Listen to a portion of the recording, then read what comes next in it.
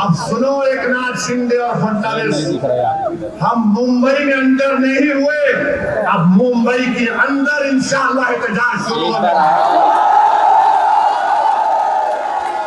मुंबई के अंदर पुरअमन एहतजाज शुरू होगा। आपको परमिशन दो या ना दो, हम एक दिन जाकर आजाद मैदान में बैठ जाएंगे और मुझे यकीन है कि आपका साथ मिलेगा। बारिश तुमको यहाँ आने से नहीं रोक सकी। अल्लाह के गुलाम अपने नबी की शान के लिए, अज़मत रसूल के लिए हम क्या जाकर नहीं बैठ सकते?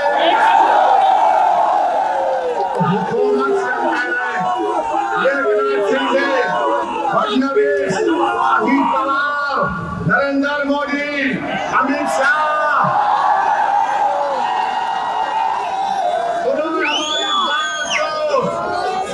सुनो हमारी इस बात को, अब शेर जाग चुका है।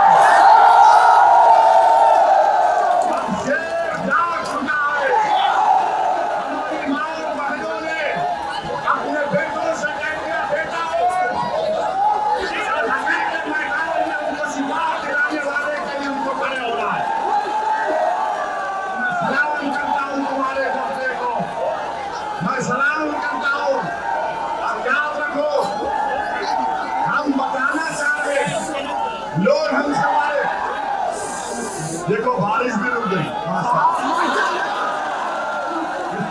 बारिश से डरना नहीं।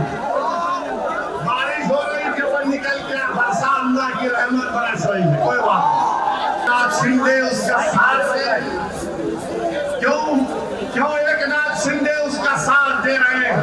कानून अगर है तो उसमें गिरफ्तार करो। हम क्या पूछ रहे हैं? हम ये नहीं कह रहे कि आसमान से तारे तोड़ कर ला कर दो, हम ये नहीं कह रहे कि चांद से मट्टी ला कर दो, हम ये कह रहे हैं कि कानून का इस्तेमाल करो और उसको जेल को भिजाओ। मगर आज आप देख रहे हैं कि कोई इस पर, जितने सेकुलर पार्टीज हैं सब खामोश सन्नाटा है, गूंगे बनकर बैठे हुए हैं, कोई नहीं बोल रहा इसके ऊपर। जब इम्तियाज जलील ने ऐलान किया कि जुलूस निकाला जाएगा, एहतजाज होगा, तो हमने हर पार्टी के जिम्मेदारों को जिले सतह पर खत लिखकर भिजाया कि आओ इस एहतजाज में। ये मजलिस का एहतजाज नहीं है, ये रसूलुल्लाह सल्लल्लाहु अलैहि वसल्लम की अज़मत के लिए हम निकाल रहे हैं। ये नामूस रिसालत का मसला है, इसमें तुम्हारे मेरे सियासी इख्तिलाफात, हम इसको बाजू रखते हैं थोड़े दिन देर के लिए। मगर कोई सेकुलर पार्टी का भी नहीं आया। क्यों नहीं आया भाई? हमने कांग्रेस को लेकर भिजाया, राष्ट्रवादी को लेकर भिजाया, समाजवादी को भिजाया, जितने जितने ये सब लोग हैं सबको खत भिजाया इम्तियाज जलील ने कि आओ तुम क़यादत करो, इम्तियाज जलील तुम्हारे पीछे चलेगा।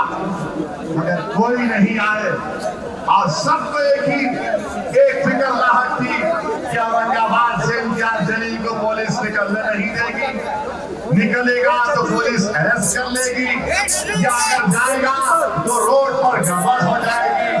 याद रखो महाराष्ट्र के मुसलमानों, जब तक तुम एहतजाज नहीं करोगे हम अपने मसाइल को हल नहीं कर पाएंगे। तुमने एक कोशिश की, तुमने लाखों की तादाद में निकला और आज महाराष्ट्र की हुकूमत परेशान है। बीजेपी के 5 MLA, अरे भाई सबसे नीचे ले यार, खत लिखकर कह रहे हैं जिसने प्रॉफेट मोहम्मद की शान में गुस्ताखी की, शराब बनने की कोशिश की तो गिरफ्तार किया जाए। एकनाथ शिंदे को मालूम हो गया कि ये आज का मुस्लिम नौजवान, ये आज की हमारी माँ अब तुमसे डरने वाले नहीं है। जब मराठा रिजर्वेशन के लिए मराठा लोग रोड पर निकल सकते और चक्का जाम कर सकते हैं, तो बैकवर्ड क्लास के लोग अपने मुतालिबात के लिए रोड पर निकलकर मुंबई को बंद करा सकते हैं, जब दलित लोग अपने मनमाने के लिए हुकूक को एहतजाज कर सकते हैं, जब महाराष्ट्र का किसान हजारों मील चलकर मुंबई आ सकता है, तो क्या एक मुसलमान अपने नबी के खिदमत के लिए रोड पर नहीं निकल सकता? हम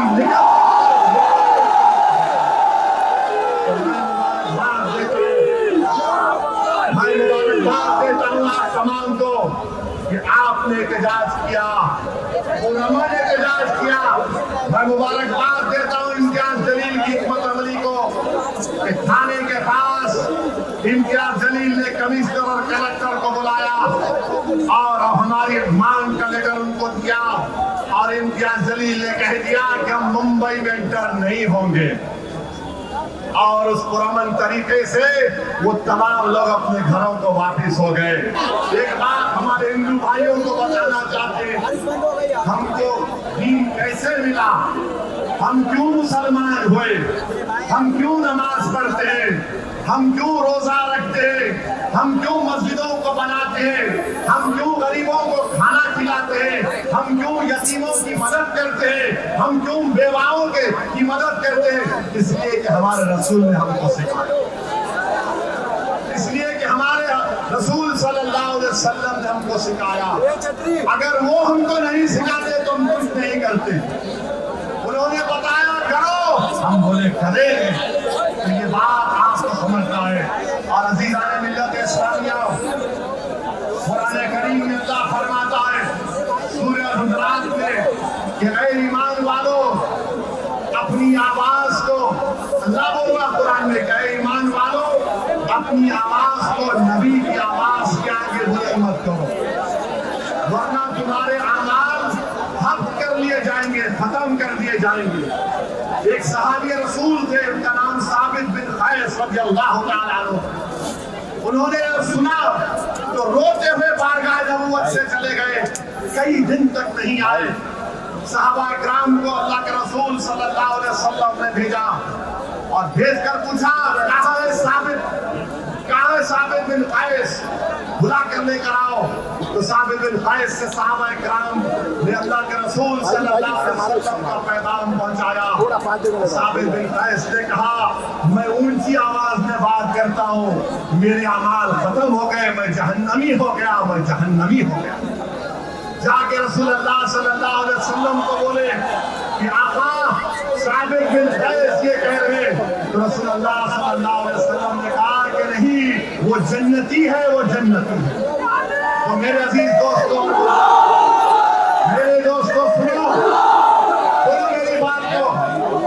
इमाम मालिक रहमतुल्लाह अलैह मदीने में है, हदीस बोल रहे हैं, हदीस को बयान कर रहे हैं। लोग उस महफिल में देख रहे हैं कि इमाम मालिक का चेहरे का रंग बदल रहा है, तकलीफ घुमाया है। और जब आप हदीस बयान कर चुके, उठकर आपने कपड़े को झटकाते बिच्छू निकला। लोगों ने पूछा, इमाम मालिक आप क्यों नहीं उठ गए? तो इमाम मालिक ने कहा कि मैं रहमतुल्लाह अलमीन की हदीस को बयान कर रहा था, उसके अदब को मलूज रखकर इस डसने वाले की डस को बर्दाश्त कर रहा था बिच्छू की, उनके अदब मेरे सामने था रसूलुल्लाह सल्लल्लाहु अलैहि वसल्लम। तो मेरे नौजवानों, तुमको ड्रग्स को छोड़ना पड़ेगा, तुमको जहज की लानत को खत्म करना पड़ेगा, तुमको एक मोमिन बनना पड़ेगा। तुमने अपने जलानी के रिश्ते को मजबूत कर दिया, तुमने दुनिया को बता दिया कि मैं रसूलुल्लाह सल्लल्लाहु अलैहि वसल्लम का गुलाम हूँ। तुमने पूरे हिंदुस्तान के 19 करोड़ मुसलमानों के सर को फख्र से ऊंचा कर दिया कि महाराष्ट्र में ऐसे फनफंदाने तौहीद है जिन्होंने पुरअमन एहतजाज किया, हजारों लाखों की तादाद में निकले। अब हुकूमत भी परेशान, अब शिंदे परेशान, फडणवीस परेशान, अब ये सेकुलर पार्टी भी परेशान। ये क्या हो गया? बोलो, क्यों नहीं बोलते तुम लोग? क्या तुम्हारी जबानों को कौन सा ऐसा ताला लग चुका है, तुम इस मसले पर नहीं बोलना चाहते? दूसरी बात, आज हम मीडिया से बात कर रहा था, वोट तो लिया हुए आपको,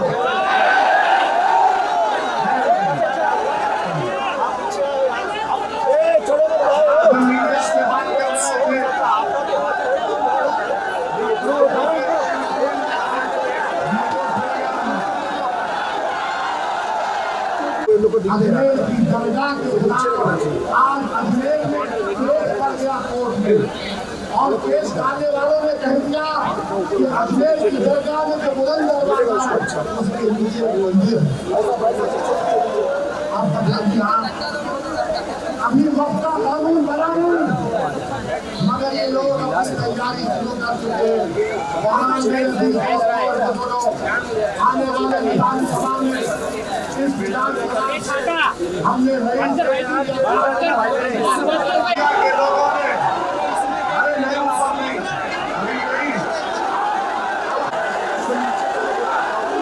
पूछे ये बदलापुर का जो वाकया हुआ जिसमें एक शख्स ने शैतान ने मासूम बच्चों का इस्तेमाल किया, एक्सप्लॉइटेशन किया।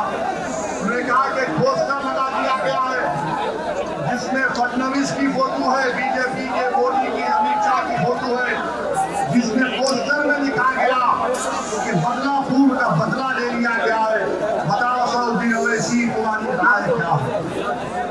मैंने कहा कि जमहूरियत में भारत एक लोकतंत्र है जहाँ पर बाबा साहब अम्बेडकर का बना हुआ संविधान है और संविधान में रूल ऑफ लॉ है।